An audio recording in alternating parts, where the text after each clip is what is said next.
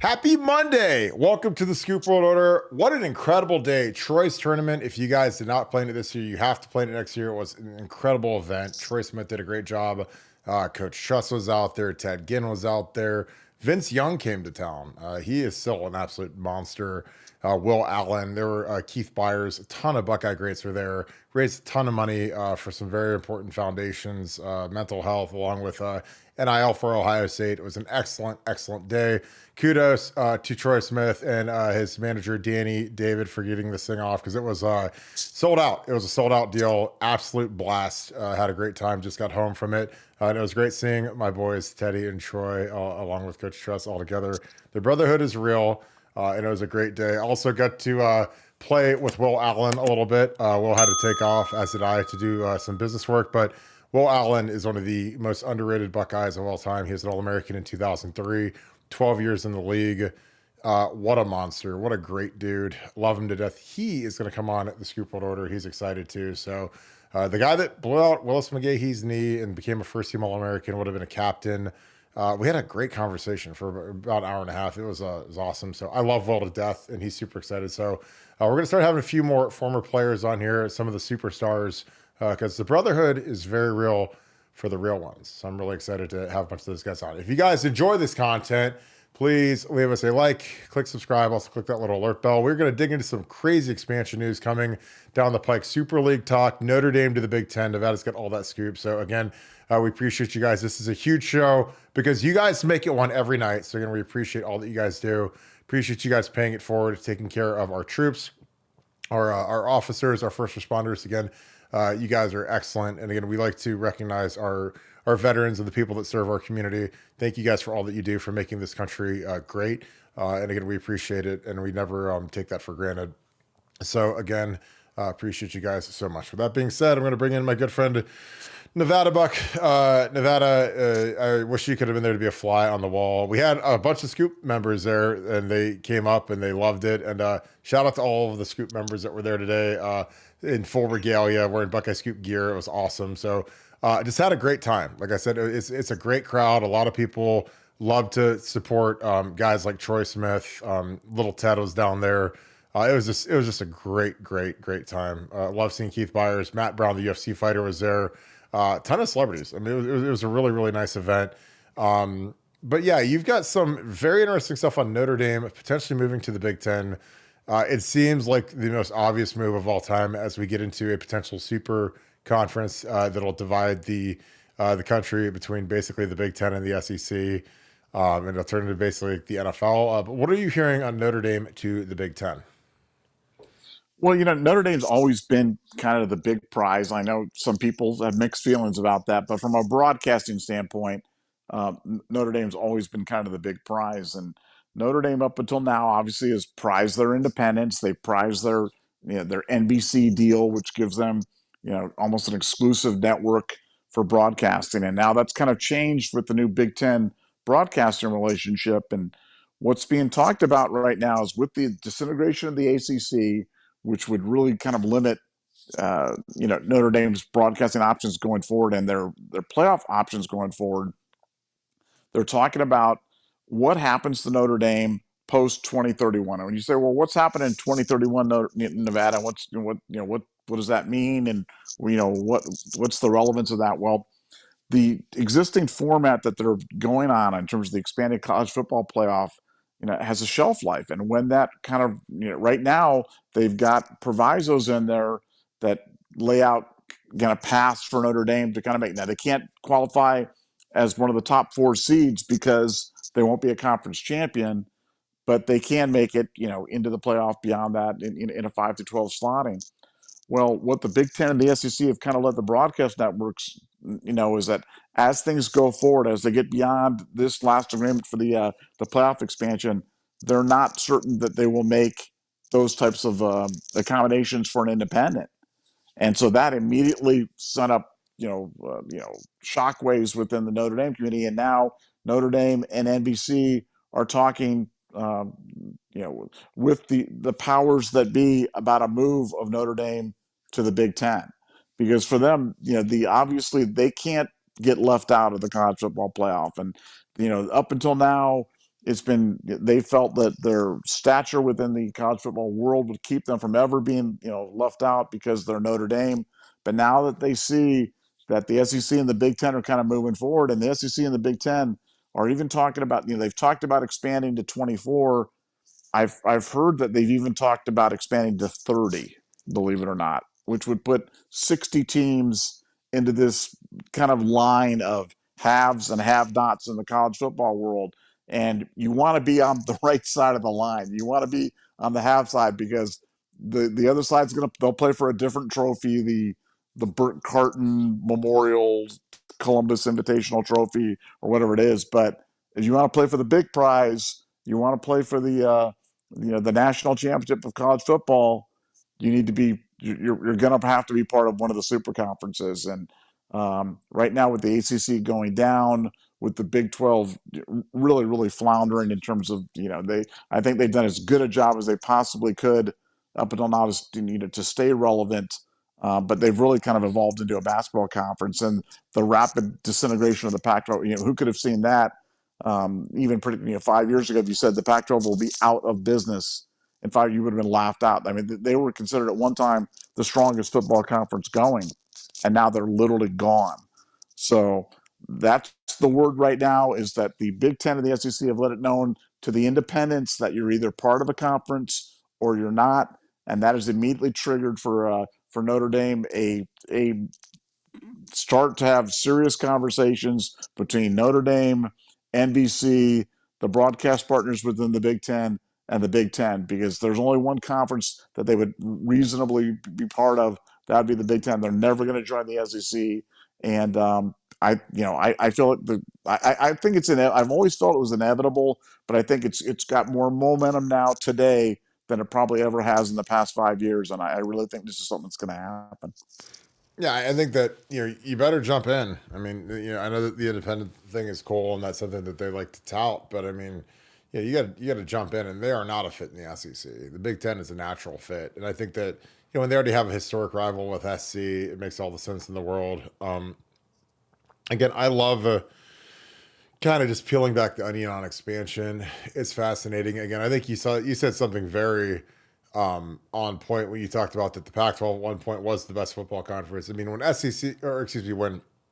USC was dominant in the mid 2000s. I mean, that was the SEC when Oregon was on the come up, and then you had SC was dominating.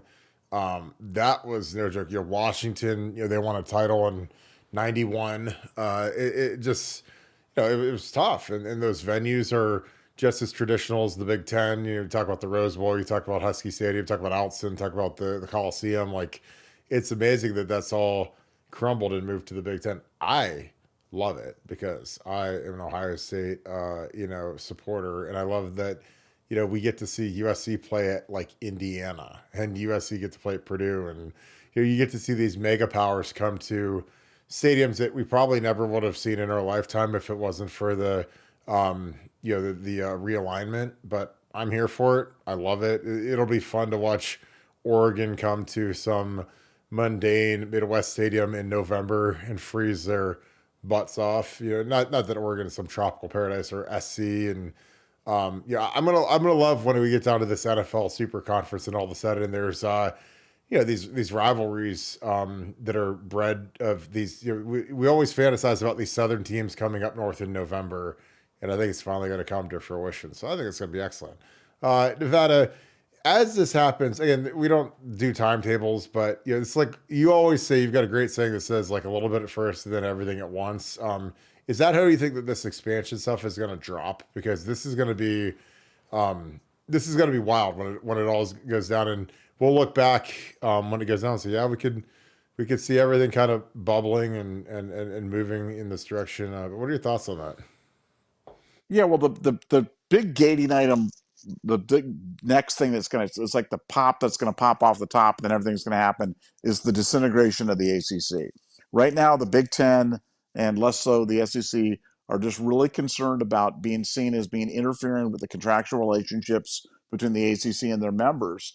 Because if they do that, they open themselves up to treble damages. I mean, that's like an antitrust case. It'd be a huge, huge fine against them, potential sanctions, and something that the Big Ten just has no interest in getting involved in. So once that happens, once you uncork the bottle and you've got teams like Florida State and Clemson and Miami and Georgia Tech, which we could talk about on another topic, which seems to be the new power kid on the block for offensive linemen at least, and then obviously notably Notre Dame.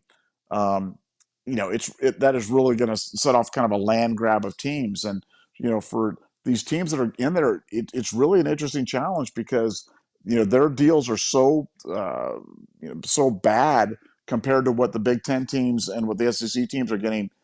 They almost have to jump on, otherwise you're talking about deficits of potentially 50 or 60 million dollars a year between what the Big Ten and the SEC are getting and what they're getting in the ACC. And for the Big Ten and the SEC, they're probably not going to offer full share deals. They're going to be probably only offering a few of those. Most of them going to be partial deals, but even a partial deal from the Big Ten is better than a full share deal at the Big 12 or at the ACC. So I think that's the next big gating item is the disintegration of the ACC. And the next one is as they get into this contract about the next round of playoff expansion, because they want to go from 12 to 16.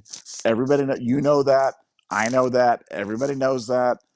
You see what's going to happen. But when that happens, there's going to the watch the carve out for the independents, because that's going to be the big thing. That will be the thing that will drive Notre Dame to a conference, is when they take out they say, look, you have to be seated, you have to be a member of a conference, you have to be a member of this or that, because the SEC and the Big Ten, they're playing nice and they're playing along with some of these schools right now because they don't want to, fall a foul of the politics of this whole thing. But at some point, they're going to start flexing their muscles and say, hey, look, you guys need us a heck of a lot more than we need you. And so it's either time to join up or kind of get left behind. And that's the situation Notre Dame is going to be in. Yeah, and like I said, it's just you can't stay independent in this current climate just because when it gets down to 60, because like I said, they keep adding all these layers where the haves can absorb it and the have-nots. I mean, it's getting real tough. Again, when you're at these lower level schools with lesser budgets that are barely they're either breaking even or they're in the red. Most of them are in the red in the athletic department. Like you can't have infinite meals like Ohio State has. You can't have infinite coaches. It just makes it way harder. So you're going to be it's basically like you're in two different leagues. It'd be like comparing the National Football League to the XFL. Like they're not going to have the same support staff, the same facilities, the same everything, and that's kind of where we are with college football. And again, I think it'll be great because I think for far too long, I've listened to alumni and people that pay for tickets complain about the price of tickets for the Akron game and for the Western Michigan game, and those games are going to go the way of the dodo. Those things are going to go bye-bye. And it's going to be, okay, now we're playing, Auburn. And now we're playing, Florida and Florida State. And we're playing UCLA. So it's going to be all quality games, which I love because, I mean, football, if you play a light game or a heavy game, really the only difference is how much you can substitute. Like, if you play Akron, Western Michigan, you're going to have to do the bench, hopefully in the third quarter. But you get into these heavy games and it's going to be a grind. It'll be a test of attrition and will, and guys will be playing more plays because you're not going to be pulling the starters out in the second quarter or the third quarter like you do against some of these teams. So, but I'm excited for it. I think expansion will be great. I think that, there's people that want the old thing back. I don't. I think the playoffs are going to be incredible this year.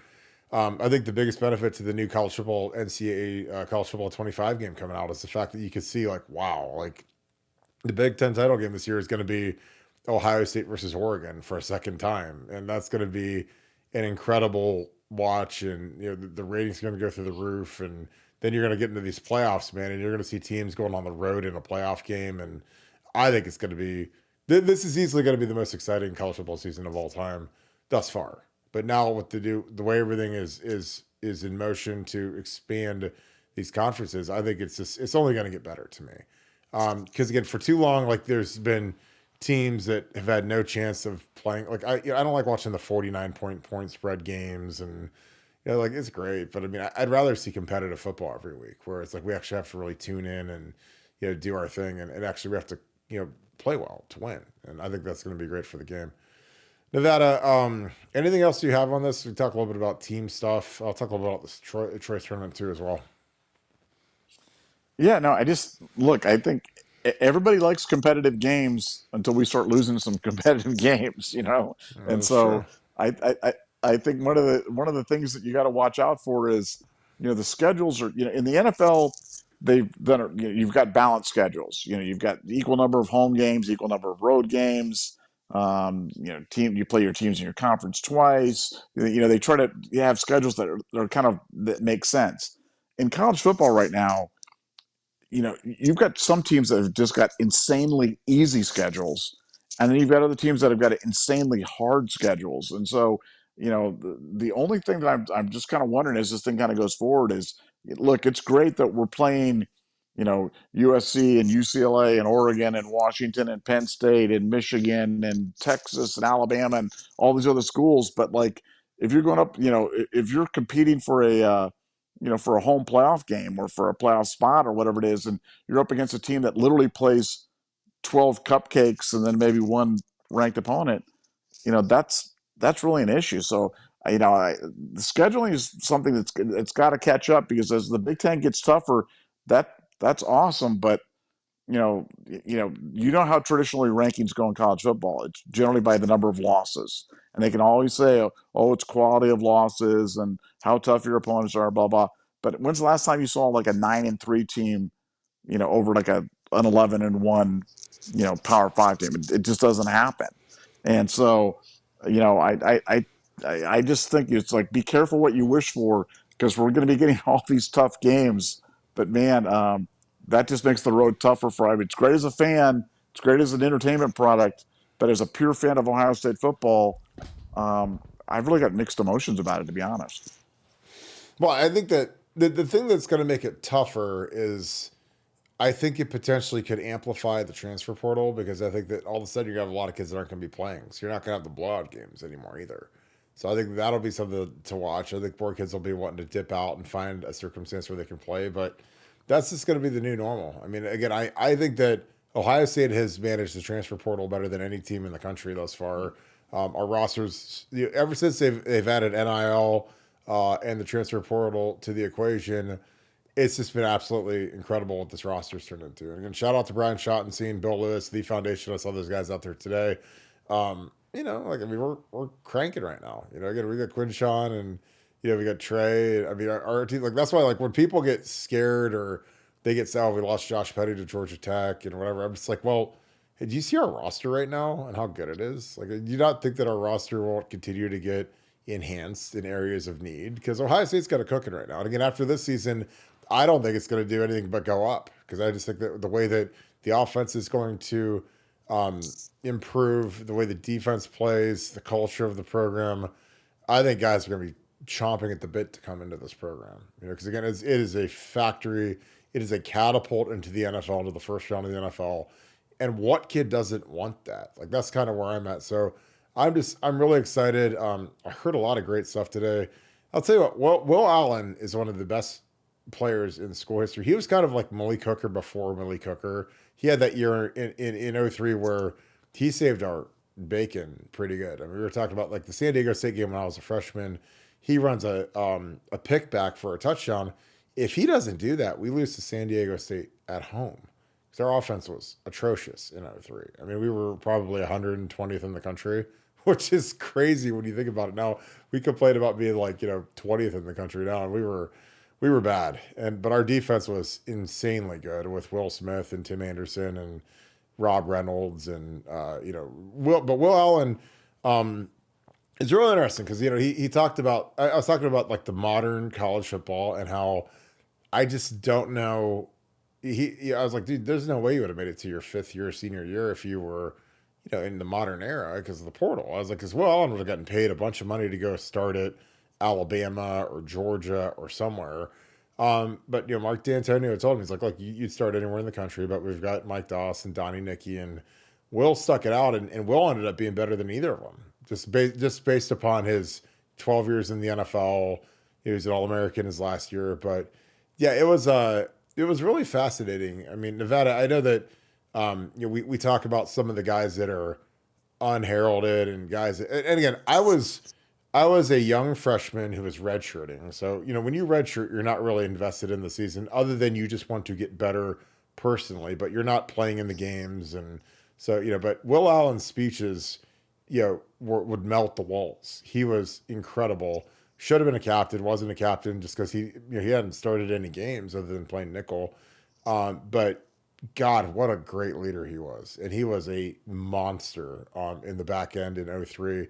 Nevada, again, I have a million good stories from today, but your thoughts, I mean, you remember Will. I mean, Will, he's the guy that blew out McGahee's knee, played nickel in the national championship game. What are your thoughts on him? Because again, he wants to come on the show really bad, and I'm going to have him on here just to kind of talk ball a little bit and biding your time and that type of thing. But your thoughts? Well, it's funny. I mean, the McGahee hit obviously was you know legendary for a million. Sorry, not rooting for any injury, but it certainly was a big play turned around. But I mean, he made the play that to me like ended Michigan's dominance over Ohio State in the game. That interception at the end of the 2002 game, where he picked it at the goal line on the final play of the game. I mean, that was incredible. I mean, some guys just have that knack, that ability to rise up to the big moment and make the big plays. Whether it's the interception against San Diego State or the McGahee hit or that interception. I mean, he just had the ability to make plays, and I don't think people really appreciated him. And then he went out to the NFL and played forever.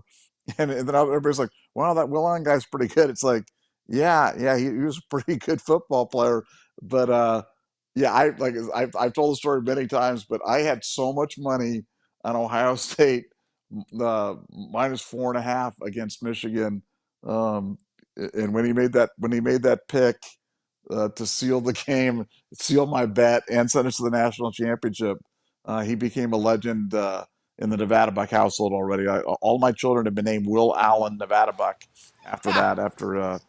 After that great moment.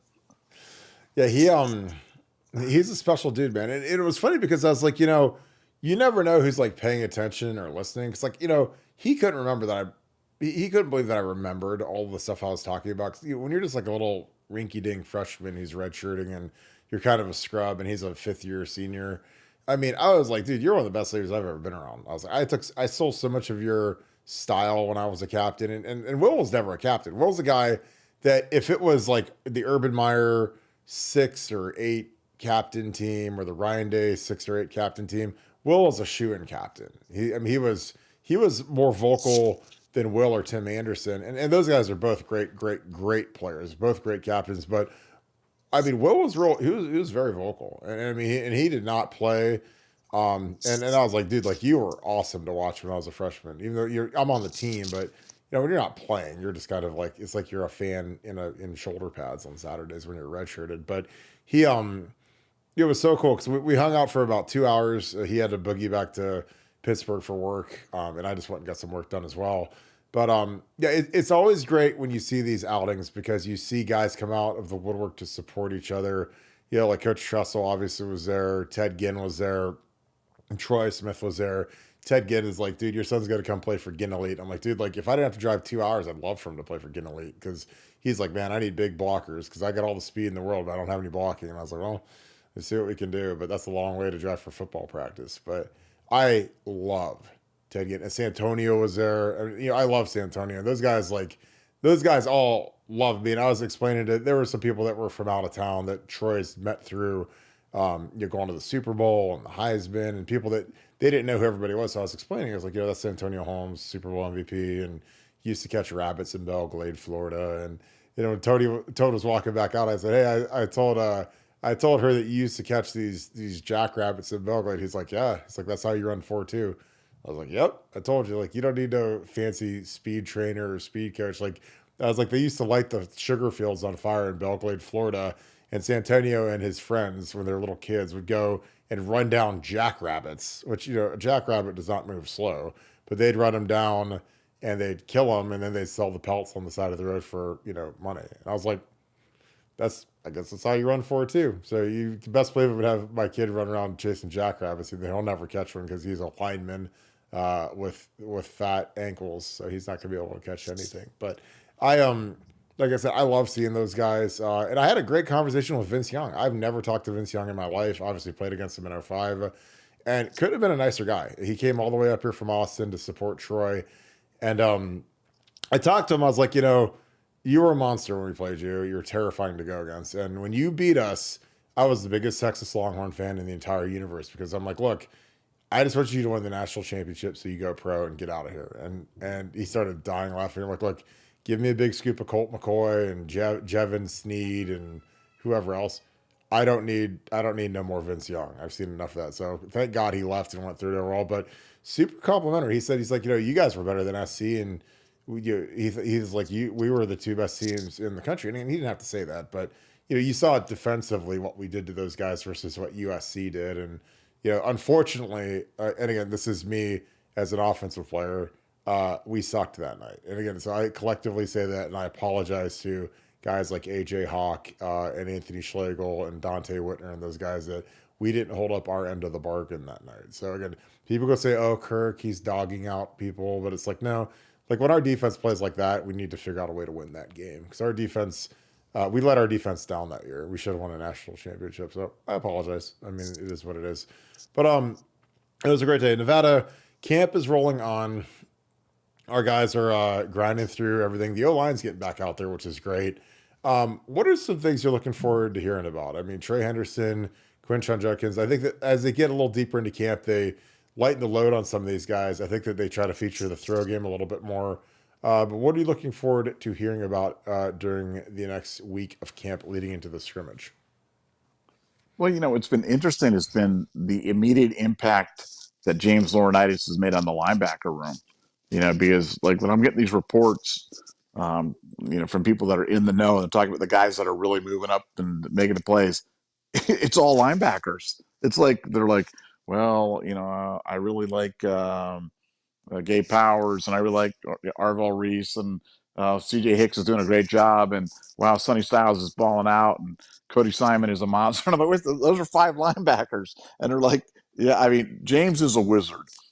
I know you've always talked about James being potentially a head coach material somewhere down the line, that he would have the impact on recruiting that Brian Hartline's had with the wide receivers, that Tim Walton's had with the defensive backs. We're already seeing that. Um, the on-field product is going to be vastly improved because James can coach him up. I mean, he's just, obviously one of the great linebackers that ever, played at Ohio State. Great pro player, intelligent guy, can really relate to the guys, really make it easy for them to understand.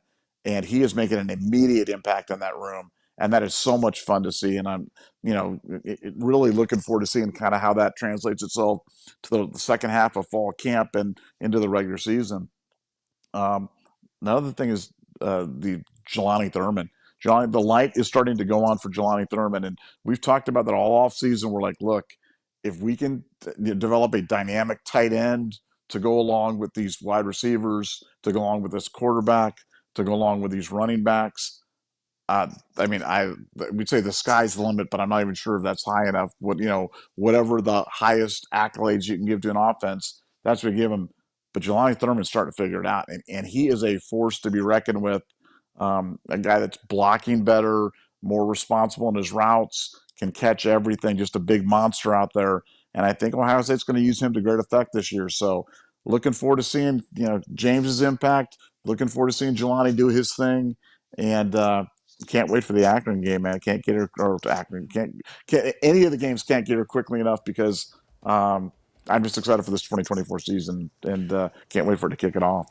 Well, for me, I just think that Jelani is the missing link at this point. If we really want this offense, I mean, the offense is already going to be incredible, but if you want to go to the next level, if Jelani can actually be the guy at tight end, which I'm not sure, I'm sure G will be the starter, but Jelani should be.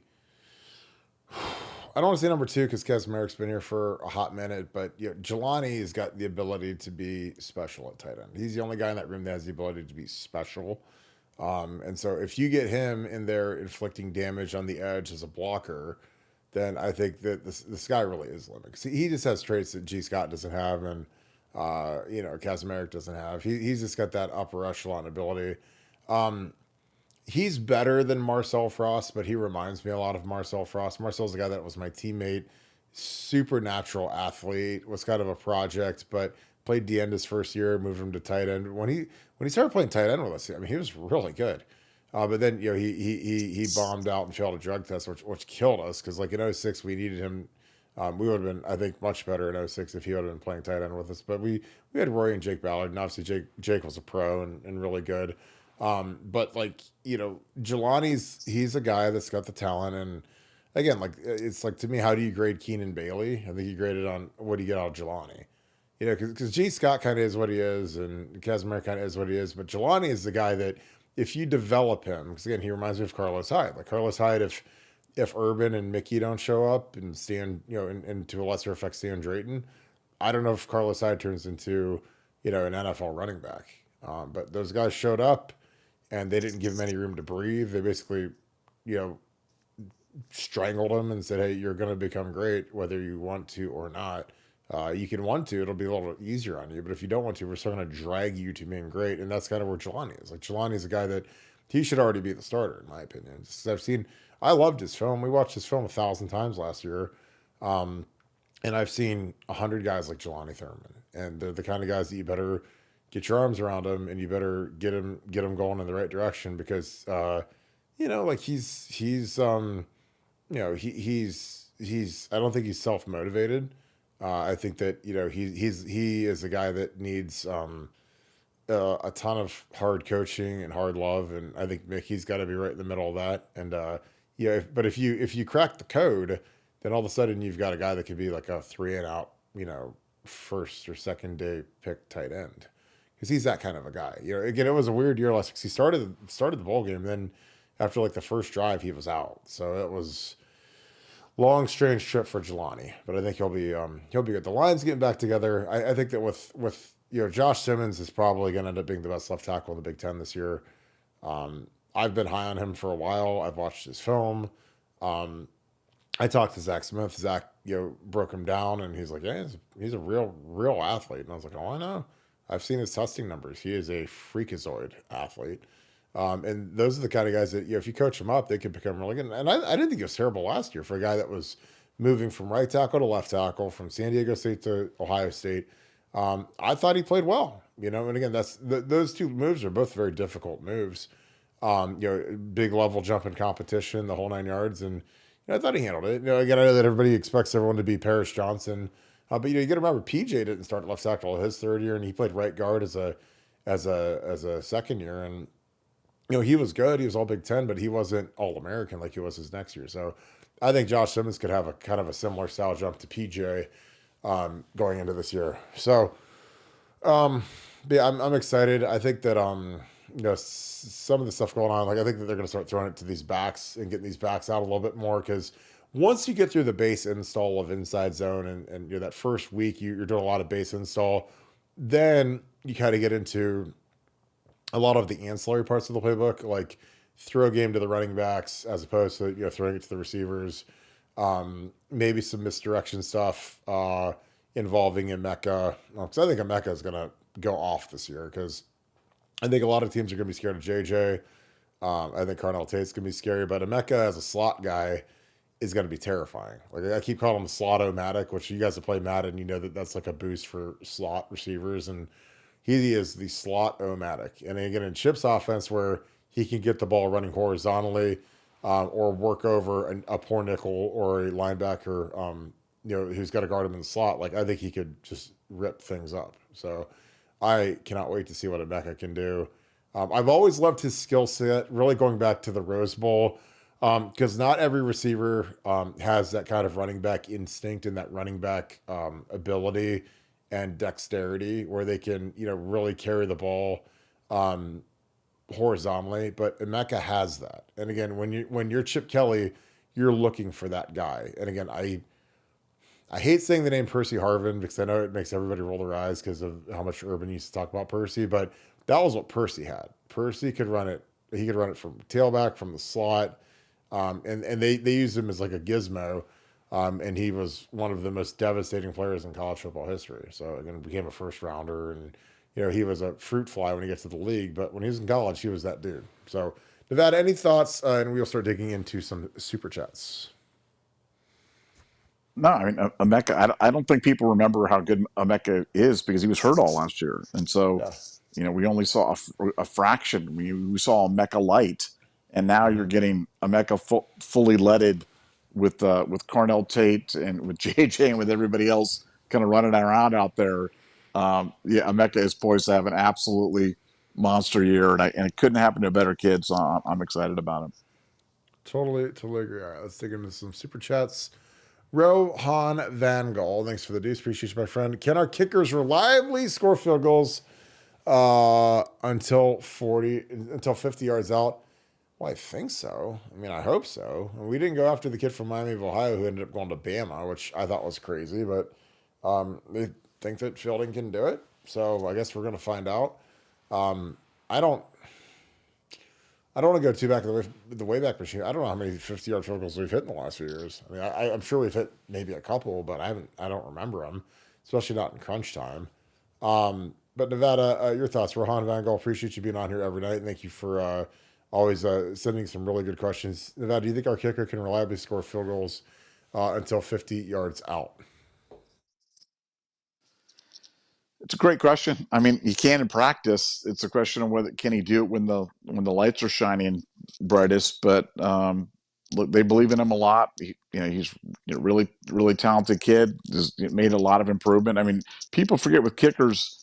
I mean, Mike Nugent was so bad as a freshman. We've talked about this before that they would alternate him in kicking with the.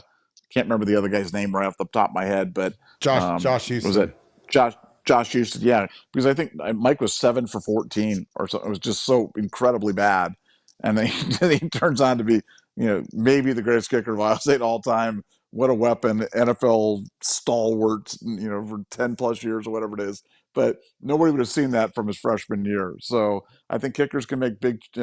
Think they believe in Fielding a lot, and he's been terrific in practice. So I'm saying he can do it.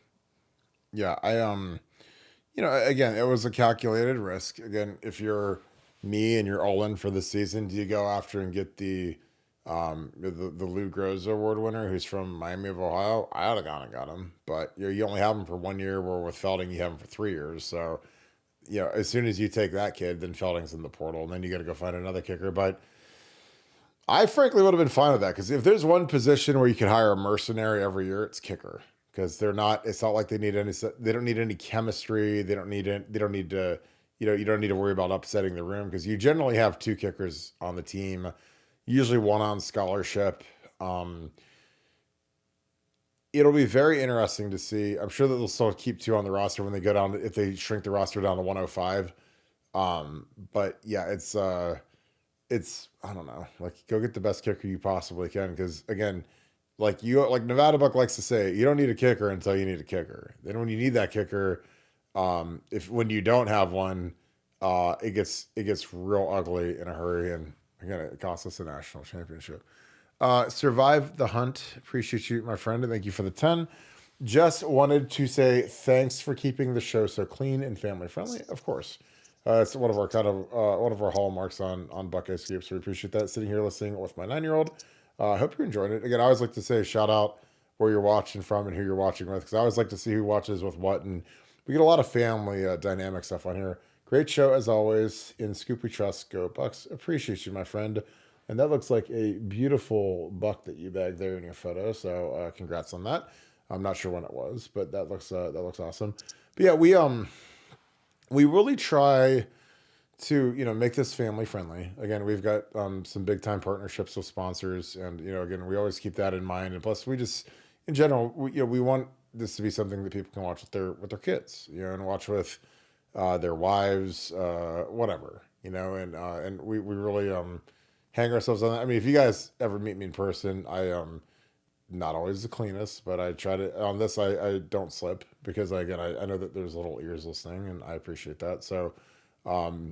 Thank goodness you guys didn't mic me up when I played because that was a little different.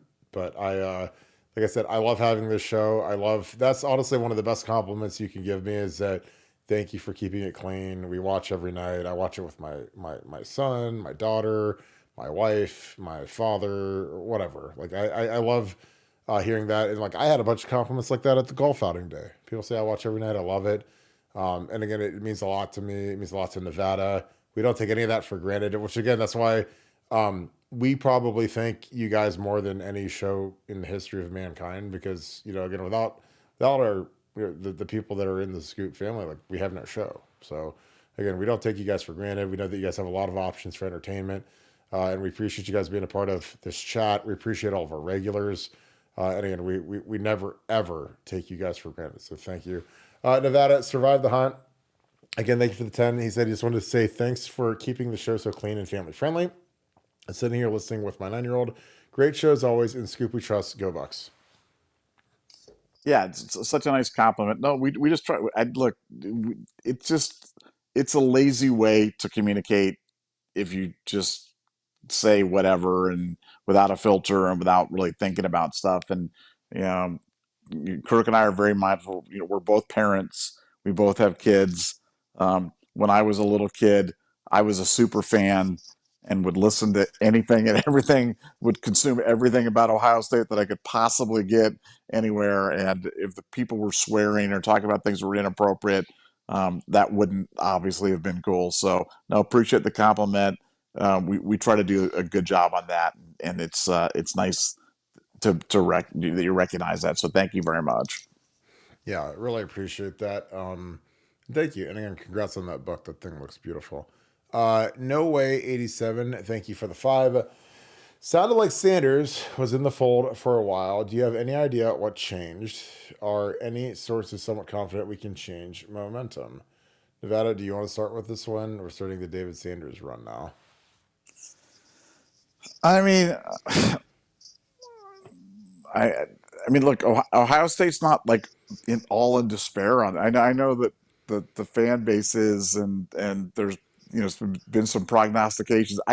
If you guys know, if you followed the trajectory of Nevadabuck throughout the years, you know that I used to be heavily into recruiting, heavily. Like that was kind of the thing. I'd follow the recruiting, get the recruiting stories, the Nevadabuck equal sign that I put out there, and I realized a few years ago the way things were going with these things, and certainly since NILs come, that stuff just the recruiting to me is just it's less interesting because I'm more interested in what product that you put up in the field. And you say, well, Nevada Buck, that's a direct result of recruiting, but with the portal and with everything else, I find recruits you get can leave, and guys that you don't get like Caleb Downs can end up back on your team inside of a year, and guys like Jimmy Simmons, who none of us had talked about, could end up being All-Americans here at Ohio State. So while I'm interested, I just look for kind of the types of kids that we're getting. And with David Sanders, I mean, he just put out his logo David Sanders merchandise line today. And I I don't know how many great offensive linemen ever put out a logoed merchandise line made in Pakistan. Um, a few before their senior year in high school. I mean, I don't know. It's just all I'll say is Ohio State has not given up on David Sanders.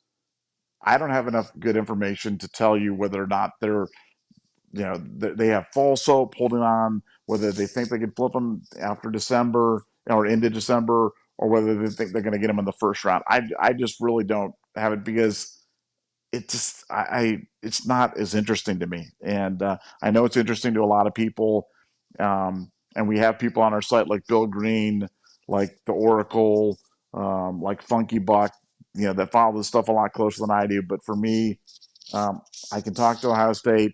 I can get a sense for where they're at on kids, but it's just less interesting. But they certainly haven't given up in the David Sanders sweepstakes. That's for sure. Yeah, like I said, I echo your points. Like I just don't care about recruiting anymore because here's the thing: in the era of pre-portal, half the kids are gonna bust. So then now post portal, half the kids are gonna bust, and then another chunk of them are gonna transfer. But on the flip of that, you're also going to get transfers. So again, like there might have been people that were pouting and depressed and sad that we didn't get Caleb Downs. But oh, look a year later, look who's on our roster, Caleb Downs. Oh, we didn't get Julian Sane, or we missed on Dylan Raiola. Oh my God, how are we ever going to survive?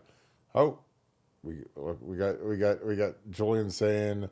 You get Downs, Quinshon Judkins. You know, again, and sometimes like you still got to develop guys from within. Again, I'm not saying make your team full portal and be Coach Prime and get 70 guys in the portal because that's a recipe for disaster as well. But you know, I like when you can get a good young kid in who maybe goes somewhere lesser, starts as a freshman or a redshirt freshman, puts out some college tape. You can see if he can handle the college game and what kind of impact he has.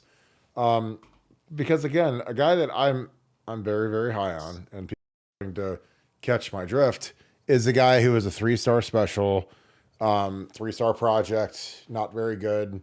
35th best guy in California when he came out.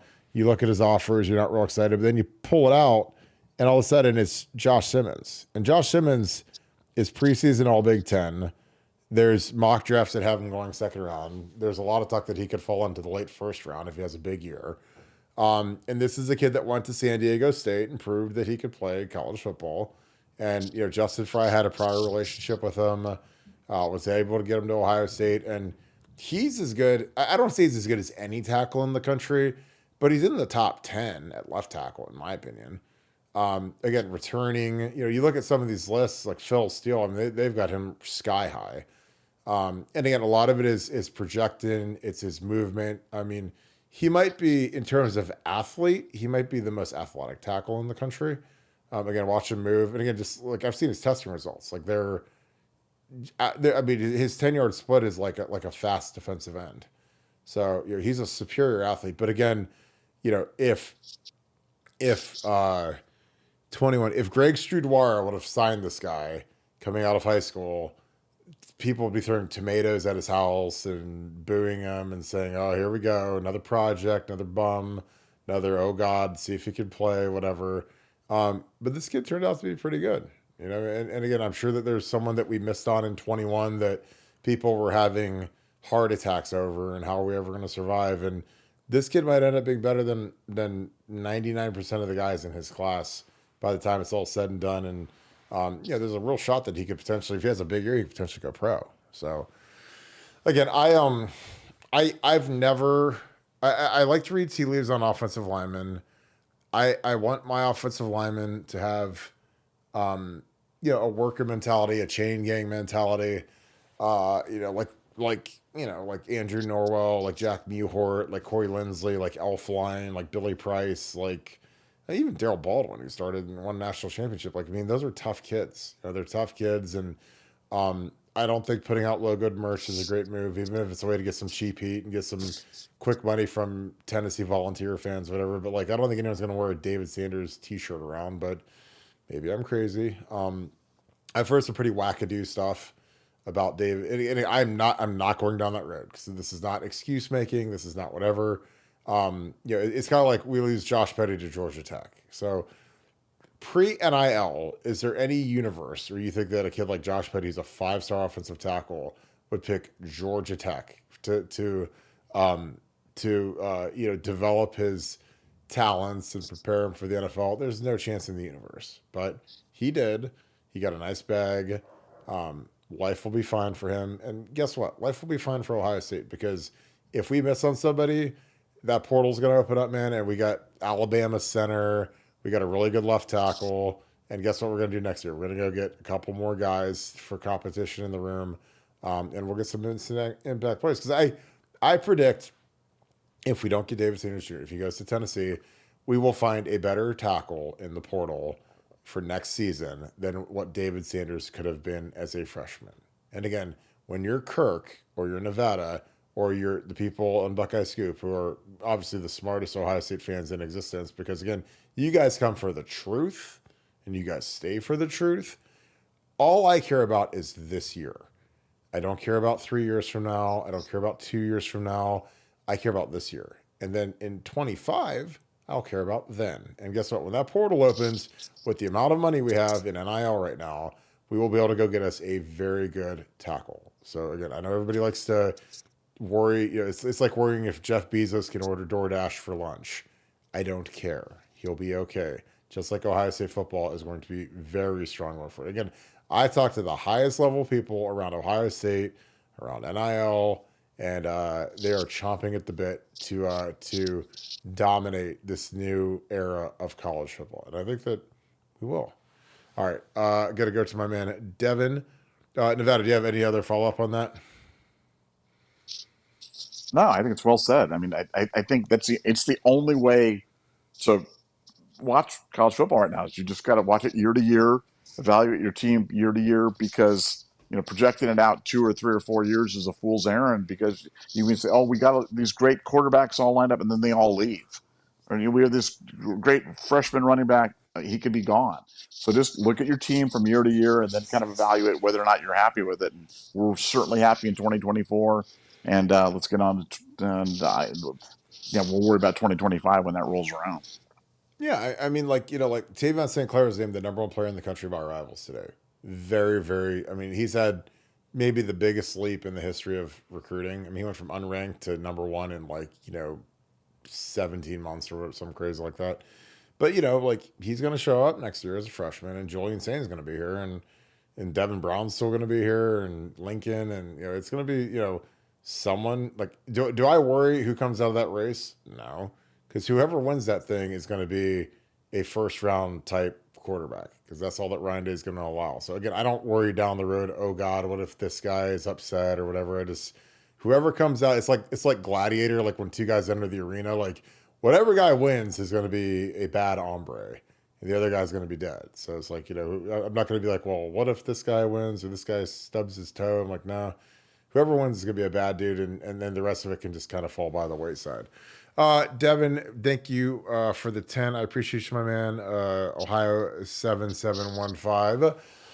Interesting. I have both of the Ohio boys with a Z coming in super chats next back to back. Thoughts on Connor Stalions saying he took pictures of himself doing the signals and memorizing them all. That's how he got so good at stealing signals. He leaked from the Netflix document Nevada OH.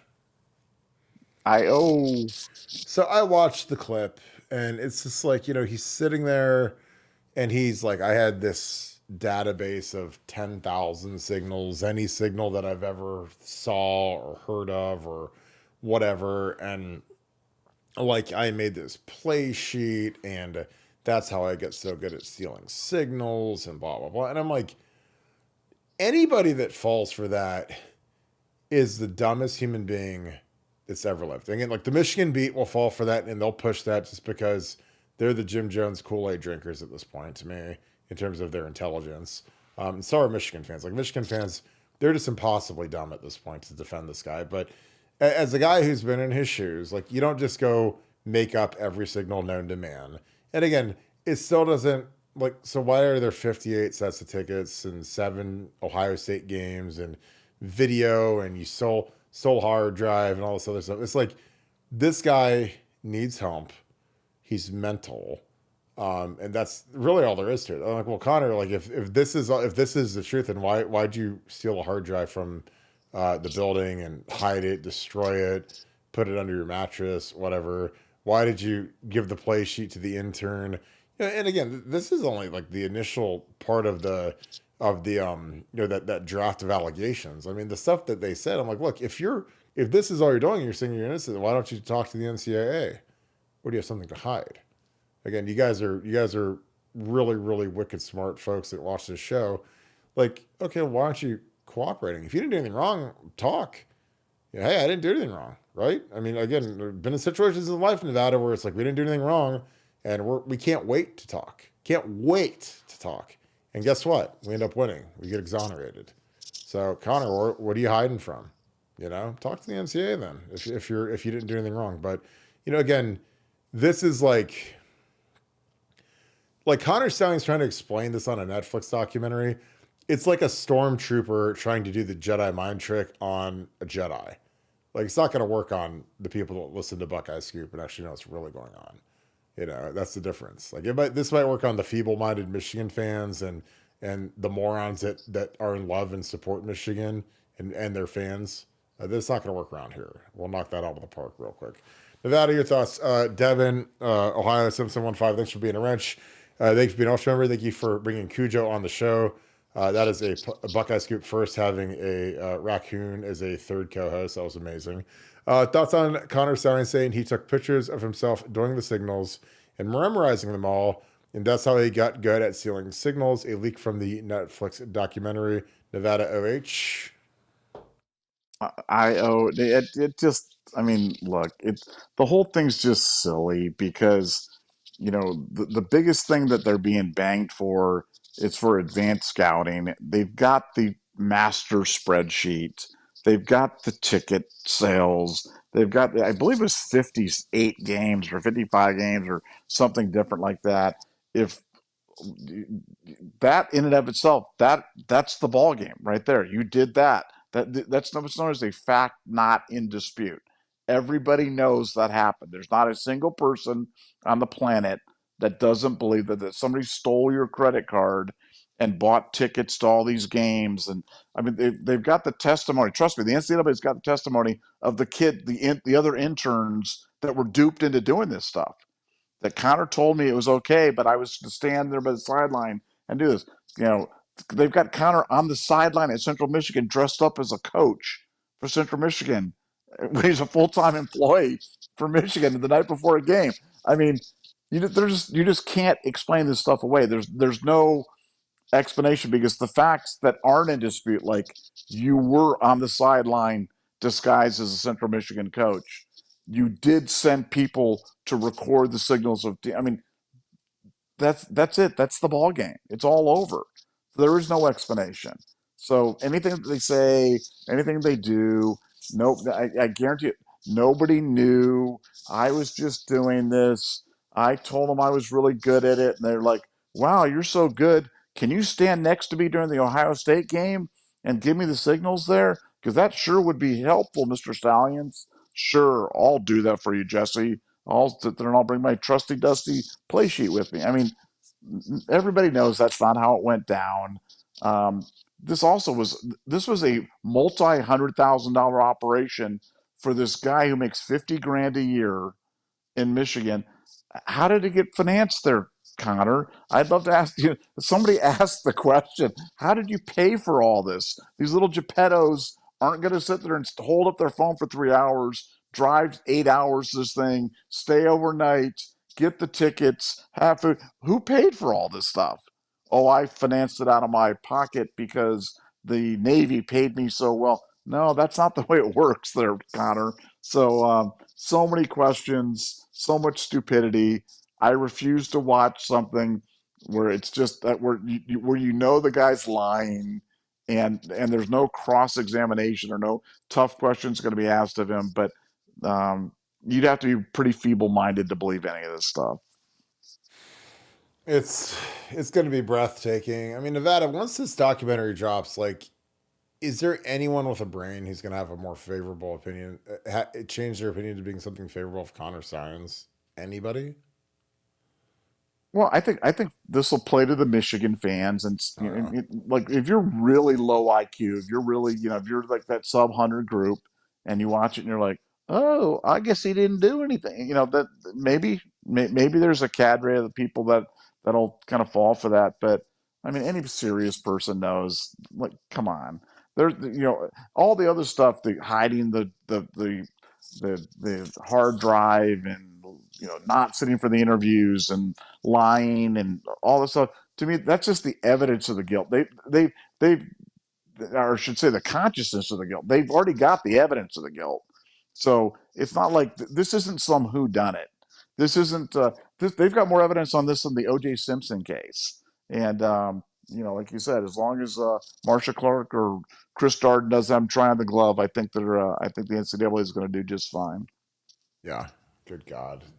Talk about blunders. All right. Yeah. Mello, what's up, brother? Another half of the Ohio boys. Hope you're doing good, my friend. Thank you for the 5. Thanks for being an Ultra member as well. Shout out to Mama D and the entire Sanchez fam. Belt to behind, because we can't say that on here, Mello, but I appreciate you, man. Nevada OH. I oh That was like a double mute right there. He was like muted, then you said I, then it was like a half mute O, but hey, we'll take it. Yeah, the Sanchez family they're well, glorious, man. I was trying to the dog was bark. I'm sorry. Uh, I would oh, say the you're dog not. was barking. I Well, was trying to keep the dog from barking. here's the thing. I will say this because you guys know, like we're a mom and pop shop podcast. So it's like there's sometimes, man, you got to hear the dogs barking, the kids screaming, like. And it's funny because when I was at the golf outing, the David Pintera Classic up in Youngstown, there were people like, it adds to the charm. Like we love that because like I got a lot of people. Everyone's got pets and kids and stuff, so they always crack up when they hear my kids screaming or beating the tar out of each other, and then my dogs are barking, and then they're dropping bones on the floor, and it's loud. It sounds like thunderclaps. So, again, you guys enjoy the charm, and then I know the people here they hear Nevada's dogs barking. So again, we apologize sometimes for when it's a little wild on our show, but hey, we love it. We wouldn't change it for anything, and we appreciate you guys being understanding. Yeah, the Sanchez family is awesome. Again, those parents are like liquid platinum because they literally it's like good begets good. It's like Monica Daniels. I would say Monica Johnson. This is what she was when I met her. She's now Monica Daniels, married to Mike Daniels. But Paris Johnson's mom is like she's as good as it gets, man. And the Sanchez crew is kind of the same way. Coaches like Urban and Ryan Day, they kind of have their ace in the hole parents that are like really good recruiters and they're great around the program. And those are the ones that you're like, hey, can you come to this official visit weekend and help out and rub elbows and talk about the benefits, especially once he's gotten to campus and Devin's having a great career and oh yeah, this has been great. And what about coming out of state? It's like, well, with NIL money, it's like it doesn't matter anymore. You can buy tickets on Southwest a year in advance and they cost nothing or next to nothing. So I'm super excited about the Sanchez family. Again, I love getting to know the great families because again, they're it's just like it's like supercharging the engine when you get these great families because when kids are having the careers that these families are designing their kids to have, it's real easy to listen. That's why I think David Sanders is making a massive mistake if he doesn't come here because, dude, if I'm him and I'm that athletic, I want to do everything Paris Johnson did. I want to be on the exact template. And Justin Fry did it, and Mickey Marotti did it, and Ryan Day did it. So if I was that kid, man, that is exactly what I want to be. And but if you want to trust it in the hands of something else, and God bless you, and good luck. Nevada, anything to add? Again, Mello, appreciate you, man. So shout out to Mama D and the entire Sanchez fam. Belt to a fam. Any thoughts? Yeah, well, look, I mean, Ohio State having those special families that are just those gems. You always remember them. I'm still friendly with families that have kids that have come through Ohio State decades ago, and it's such a blessing to meet some of these people. And the Sanchez's are right up there, man. They are, and their kid is as good as anybody. They've been tireless recruiters, tireless advocates for Ohio State, and really lucky to have them. And I hope their kid comes to Ohio State and balls out and then goes on to the NFL and makes $250 million because couldn't happen to better people. Absolutely. Jay, thank you for the super chat. Thank you for the deuce. Appreciate you, my friend. Thoughts on offensive line recruiting? 5 commits in 24-25 right now. I mean, like I said, I think we're fine. I think that our recruiting it'll end up, we've got some good players. There's a lot of movement. The class in Ohio is spectacular. So for next year. So again, every single year people get upset about offensive line recruiting, and every single year we field a really good team, really good offense. O-line is always fine. Could it be better sometimes? Sure. But in general, I've never been like, oh my God, we can't move the ball because our O-line's a bit like, you can't have like CJ Stroud throw for 8 million yards and Marvin Harrison unless the O-line's blocking somebody. It's not how it works. If the O-line was just putrid and you had all these skill guys and nothing was happening, then whatever. And again, people don't understand on the offensive line, you have to take more bodies. You have to take 5 or 6 guys every year. And 2 or 3 of them are going to be busts. And then you got to go get a couple portal guys. And then you got to patch a line to get there every year. So that's what it is. Depth is illusion. And one of the great football quotes of all time is depth is great until you have to play it. So people are like, well, we don't have 5 tackles. I'm like, well, we've never had tackles. We've never had 5 tackles in the history of the program. Like when I played, like we didn't have any back. Like me and Alex Moon didn't have any backups. Like not that wouldn't be, like it would be alarming if they went in the game. And that's not me being a hater. I'm just being realistic. Like, I mean, there's times where, I got to nut it up and go because, you don't want to have some guy out there making a first career start versus Tom Bahali. Because that happened in '05 when we had to put Booney out there. And, me and Doug Dadish were the 2 tackles. We were 2 NFL guys. And Booney was a freshman. And again, Alex, this is not an indictment on Alex because he was an 18-year-old true freshman, shouldn't have been out there. He hung in there the best he could, but we gave up a sack at the end of the game and ended the game. It cost us a national championship. So you never have depth. And when I got hurt, it sucked, and it still sucks. So I think the line will be fine. I think the recruiting will be fine. Could it be better? Of course, it always could be better. But I don't know what it was. I think Mr. Sanchez actually posted a thing, and I sent it to you, Nevada, that talked about the proximity of offensive linemen and the percentage of high-ranking offensive linemen that go within 2.5 hours of home. It's astoundingly high. Astoundingly high. Like within 2.5 hours of home, it's like 60% of those guys go. They go there because O-linemen, they're big, fat mama's boys. They like to be close to mama. And it is what it is. And again, like with Paris Johnson, like we were in the driver's seat because Paris was from Cincinnati. I mean, he went to X and then he transferred to Mike Daniels' school, and and he did that so he could enroll early. So again, we won that one. So but otherwise, like you got to go find. You're not always going to get a Paris Johnson in your class that lives 3 hours from campus or whatever. So you got to go find some guys. And again, you have to take projects, and that's what people don't understand. They think, oh, we're just going to get 5 stars every year, and there just aren't that many 5 stars in every class. And again, and I'm not trying to denigrate it or whatever, but like you look at some of the guys that we got, like Tawan, as much as people crucify Greg Sudwara, because again, that was an edict from the Woody Hayes was to destroy Greg Sudwara through the media, is that look at who he brought in. Like he took DeJuan Jones, who was a big, tall, giant basketball player, and turned him into a pass blocking machine. He took, he landed Nick Petit-Frere, which is a 5-star war, to get him here. And again, I asked Nick Petit because there's this rumor from people that are stupid that Greg Schiano was the reason why we get Nick Petit-Frere. And Nick Petit's one of the smartest kids that's ever played at Ohio State. And I asked him, I said, did Greg Schiano recruit you here, or did you come because of stud? And he's like, he literally said, why would I come to a school because of a defensive coordinator? And I'm like, point taken. And that's exactly what I was saying, because I was like, there's no way, like if you have a brain, and most of these guys that cover recruiting and they just write whatever they're told to write so that they can stay in the good graces of people, they'll push these narratives. And I'm like, guys, like you've never been recruited, you don't understand how football works. I'm like, guys, like people, they commit to their position coaches because that's who's going to develop them. Like, why do you think that James Laurinaitis is landing guys like Peyton Pierce and these big time linebacker commitments, and like it's because they want to play for James. It's not because they want to play for Chip Kelly, because that's basically what the inverse would be. It's like, oh well, Chip Kelly flew over Texas one time, so we got a 5-star linebacker to come to Texas, and is that why he came? I was like, no, I like James Laurinaitis. So just listen to what these kids say and get to know these kids and say, hey, why did you come to Ohio State?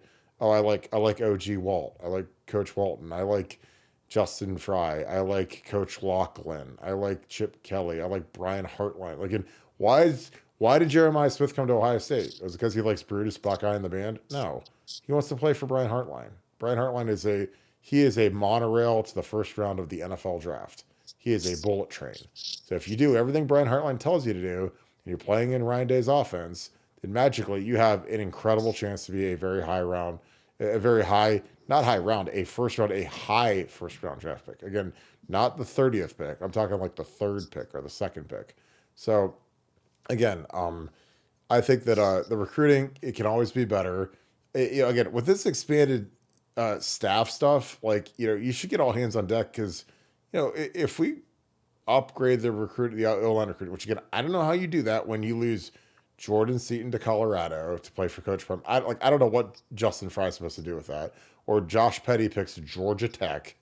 David Sanders, I don't know, man. If I'm going to the SEC, man, I'm playing at Texas, Bama, Georgia, and that's it. I'm not going to the Tennessee, the ninth best team in the SEC. That's insanity, but whatever.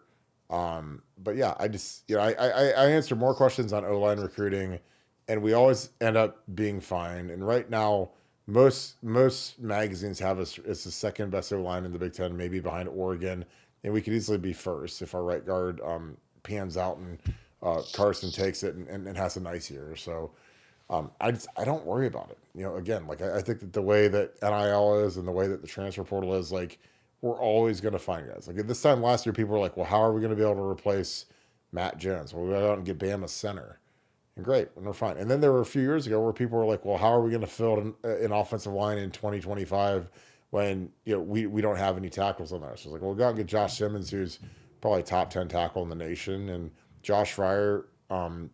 Has turned out to be, I mean, he's good enough for us to win at right tackle. So again, that's good enough for me. And you got Donnie Jackson as an All-American at left guard, and you got Alabama center, and you've got guys that have all started games last year, which normally that is not a normality when you're in college football. Nevada, again, Jay, thank you for the deuce. Thoughts on O-line recruiting, 5 commits in 24-25 right now. What are your thoughts? I mean, look, I always think we're going to be fine. I believe that I think the great thing about the situation is we're going to be fine. I'm going to not bury the lead. That's the end of the story. Having said that, I can still say that and still say I'm a little disappointed with Justin Fry. I mean, I bought into him being a little bit more dynamic, a little bit more energetic. Maybe that we've seen an uptick in recruiting, and I thought that was going to be hard because I always thought Stud was underrated. Said that very loudly. Anybody who's ever listened to me knows that I felt about that. So to me, Fry's been a disappointment. But yeah, I think that now there's been a profound change now that they've changed. They've gone beyond the 10 accountable coaches being able to guys that can coach on the field. I think development's never been more of a team effort, and I think between the efforts of Drevno and a lot of other guys out there on the line, we talked about the tight end room with Tim Hinton and other guys helping out along, and with Chip Kelly's offense, I think Justin's going to do. I think Justin's going to look good this year. And I think development ultimately is what we do care about because we care about what the team looks like on the field. But he's been a little disappointing to me, and I reserve the right to upgrade that from being disappointed to being excited about him with a great year in 2024. And I really do think he'll have that. But the recruiting's been subpar. Lots of reasons for it. Some of them excuses, some of them reasons. But the bottom line is he hasn't gotten it done, and that has been surprising me because I really thought he would. Well, here's my thing, because again, I don't like going around and around on the Stud thing, but if you just go back to the history of rivals ratings, which started in 2001, and then you go class by class based upon who the line coach was, from Jim Bowman to Ed Warner to Greg Seward to Justin Fry, like Stud is such an outlier in terms of pulling recruits out of state that were big time guys: Harry Miller, Nick Petit-Frere, Luke Whippler, and then mining for projects like Thayer Munford, DeJuan Jones. It really, like, it's something it's strange, because again, like even with Ed, I mean, like in Urban, like, I mean, we weren't knocking it out of the park landing 5-star offensive linemen all the time. I mean, we got some really good ones from in-state. Like we got Taylor Decker, fantastic in-state 4-star guy. But just in general, we've never been like this dynamic destination for 5-star tackles. I mean, because for one, there's just not many of them. Like if you look at the recruiting rankings, like there's some years where there's literally 2 or 1. So when people say, "Why can't we get 5-star tackles?" There's like, well, I mean, there's 1 in the country, or there's 2 or whatever. And then like, and again, I don't know if it was Stud, if it was Urban Meyer, if our recruiting department worked harder. I don't know what it was. But while he was there, we were landing 5 stars every year from out of state. And again, that is a complete anomaly in the history of Ohio State football. Because you look at the best linemen that we've ever had, like, John Hicks and Orlando Pace and Corey Stringer, they're all Ohio guys. So, when all of a sudden we don't have those guys in the state anymore, like people are like, why don't we get Orlando Pace or Corey Stringers? Like, well, there's not a lot of those guys around up here anymore. They're all in Georgia. They're all in Florida. They're all in Texas and California. So, South Carolina, North Carolina. So you got to go mine those states, which makes it harder. Because again, skill guys, they don't care. They'll jump on the plane from Miami and they will get up to Columbus and they don't care. And they're just different birds. Big guys stay close to home. I've said it a million times. I've lived it. I've seen it in action. I've seen it in recruiting. And again, I never get upset because there just haven't been many guys that I was disappointed we didn't get. Because I know everybody gets disappointed when we don't land the 5-star guy, but do they ever end up really killing us? Not really. I don't think so. But I could be wrong. Nevada, I think that we have got through all of our super chats. Do you have any final words, and we can wrap the show up? No, just an exciting day that Notre Dame, NBC, Big Ten conversations are percolating and very, very. I love expansion. I love expansion. I love breaking expansion stories. Some of my best contacts are on the broadcast side, as you guys are well aware. And this is one, definitely pay attention to this story because I think it's got some real legs to it. Yeah, I totally agree. And I think this is going to be absolutely incredible. So, with that being said, I appreciate you guys. Happy Monday. I hope that you guys had a great start to the week. And again, I appreciate you guys being a part of this show. If you guys enjoy this content, please leave us a like, click subscribe. Also, click that little alert bell. Again, we appreciate you guys being on here each every night. It's always a pleasure to be here. It's a pleasure to have you guys here. So, thank you for that.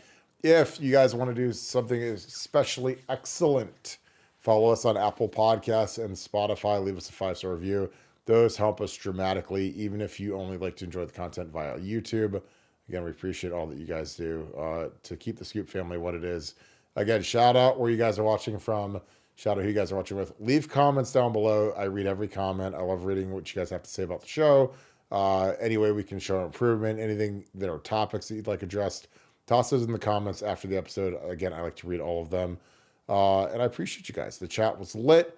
So thank you to the Scoop family for doing that. As always, make sure you go see our girl, Andy Jo Taylor, August 24th, waterfront down at Buckeye Lake, 1 p.m., the Andy Jo experience. The Scoop family will be rolling deep, and it'll be absolutely awesome.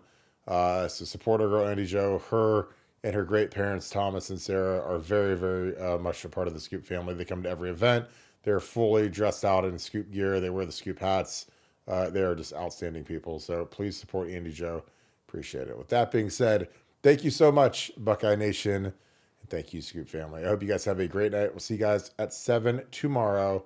Go Bucks.